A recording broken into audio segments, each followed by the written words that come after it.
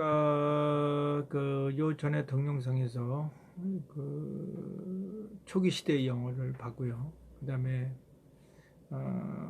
초기 시대에 있었던 칠왕국에 대해서 또 알프레드 왕에 대해서 살펴봤습니다. 알프레드 왕은 영어가 이제 명실상부하게 영국의 언어로서 민족을 하나로 묶을 수 있는 핵심적 요인으로 부각한 것을 인지하고 또 더욱더 부각시키는데 노력을 했던 하나의 공헌으로서 역사적으로 높은 평가를 받고 있습니다.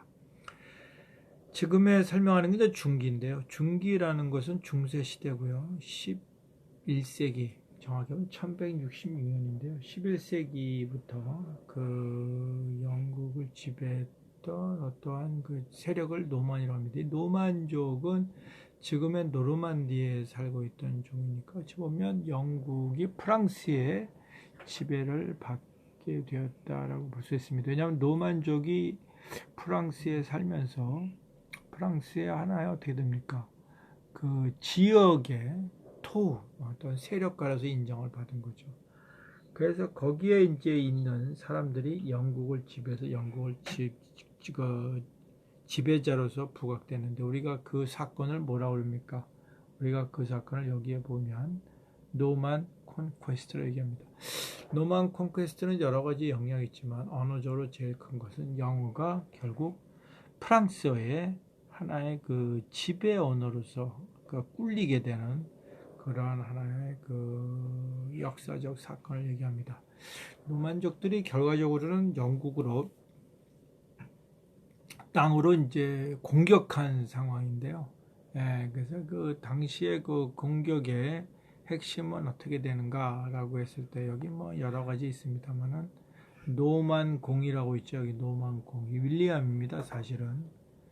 예, 그래서 여러분이 여기 넘어오면 노만족들이 이제 11세기쯤 영국으로 움직이게 되죠.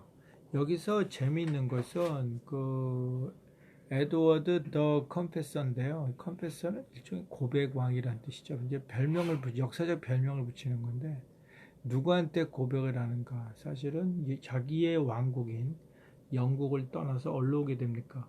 프랑스로 망명을 오게 됩니다. 일종의. 그래서 망명을 오고 난 다음에 거기서 이제 죽음을 맞이하게 되는데 죽음을 맞이하게 되고 난 이후에 결국 왕이 이제 저쪽에 없게 되는 거 아닙니까? 왕이 이제 도망 왔으니까 그 왕을 대리하는 사람에 대해서 여기 노르만에 있던 그 사람들이 영국을 공격해서 지배자로서 역할을 하기 위해서 영국을 침공하게 되는 것이죠. 예, 그래서 우리가 윌리엄 공이라고 보통 얘기하는데 윌리엄이 그와 같은 역할을 합니다. 그래서 여기 잠깐 보면 윌리엄이 영국 왕이 죽고 난 다음에 여기에 보면 1066년 9월 28일 8천여 명의 군대를 이끌고 영국을 정복하는 그러한 길에 나서게 됩니다. 페벤시의 상륙, 여기에서 이제 상륙해서 전쟁을 준비하면서 결국 양자간, 다시 영국에 그래도 남아있던 봉건 제후들하고 그 다음에 이렇게 침공을 감행했던 윌리엄의 세력 사이 엄청난 전투가 발생하게 되는데 여기서 윌리엄 공은 런던의 모든 공격과 이것을 단숨에 물리치고 지금 웨스트민스터 이것은 이제 일종의 하나의 성당 같은 곳이죠. 거기에서 왕이 즉위식을 갖게 됩니다.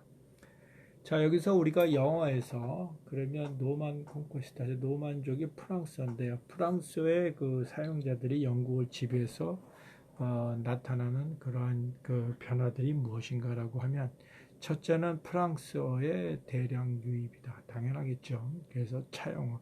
또 그럴 수밖에 없었던 것이 영국보다 프랑스어가 당시로서는 훨씬 더 발전된 문명을 구가하고 있었기 때문에 당연한 얘기가 아닌가 이렇게 할 수가 있습니다.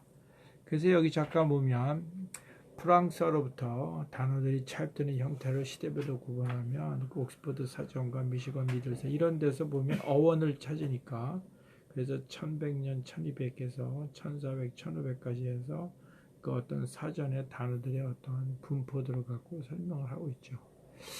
둘째의 경우에는 이제 동의어가 증가한다. 그러니까 어휘도 증가하지만 프랑스적 어휘가 동의어도 증가합니다. 다시 얘기하면 그 나무라고 한다면 영어도 나무가 있고 프랑스어도 나무가 있지 않습니까? 근데 그 같은 나무를 나중에 되면 별도의 단어에서 우리가 큰 나무는 조금 더 뭐라 그럴까 비싼 나무, 그러니까 프랑스어의 어원의 단어를 쓰고 보통 영국에서는 산의 나무는 그냥 전통적인 영어의 단어를 쓴다면 그 두 가지가 의미가 같는 그 유사어로 정리하게 되겠습니다. 여기 잠깐 보면 영어의 경우에 begin, help, wedding, smell인데요. 프랑스어로 어떻게 됩니까? 꼬망스, 그 다음에 aid, 그때 돕는 거죠. 원조. wedding은 marriage, 그 다음 perfume, smell은. 그래서 우리 영어의 child부터 power도 마찬가지가 되겠습니다. 이렇게 그러나 이 두 가지가 다 특히 영어의 경우 오른쪽에 child와 infant 같은 경우 child는 어린이, infant는 유아 뭐 이렇게 얘기해서 별도의 의미화시켜 쓰기도 하는 것이죠. 그 다음에 셋째로 프랑스어로 차입된 단어들은 일성용어로 많이 있지만 압도적으로 많은 수가 그 단어가 유입된 분야는 뭐다? 정치, 종교, 법률, 군사, 상용, 상용 비즈니스죠. 예, 그 다음에 요리, 문학 등이 됩니다. 여기 밑에 나오는 단어들 한번 보시면 여러분들이 얼마나 많은 군사용어 잠깐 보시면 Army, Navy, Enemy, 그 다음에 Arms, Sergeant, Retreat, 그 다음에 Soldier, Defense, Lieutenant 다 뭐예요?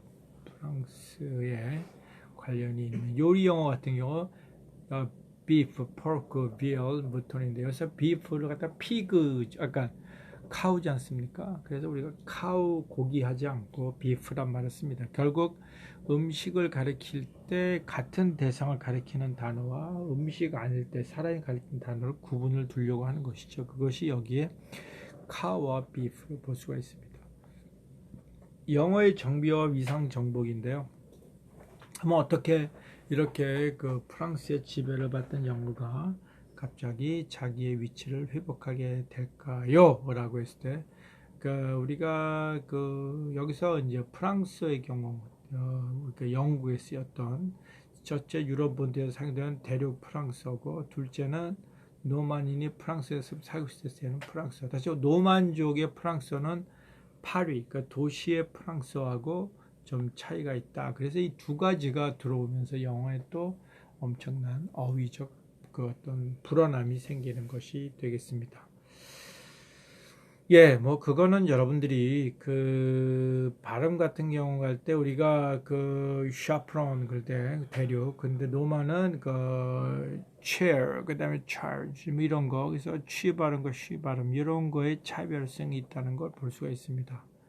밑에 보시면 13세기 후반부터 귀족 사이에는 프랑스에 대한 관심이 넓어지는 현상, 그리고 영어가 상류 사회에 사용된다. 결국 영어의 지배를 받는다 하더라도 13, 14, 11세기부터 해서 11세기 100년, 12세기 100년, 또 13세기 100년, 300년. 그래서 결국 되지만 나중에 보면 13세기 넘어와서 영어의 어떤 수요도가 급격히 떨어지고 배척을 받게 되죠. 그 중에 대표적 케이스가 뭐다? 그게 바로 백년 전쟁입니다. 1337년에서 1454년 거의 100년 이상을 싸우죠. 이 두 나라의 핵심은 뭡니까? 결국 이게 왜 그러니까 두 나라의 핵심이라는 것은 결국 두 나라가 가만히 생각하면 영국의 지배자가 이 노르만디에서 건너가 되지 않습니까? 알고 보면 친척 사이인 것이죠.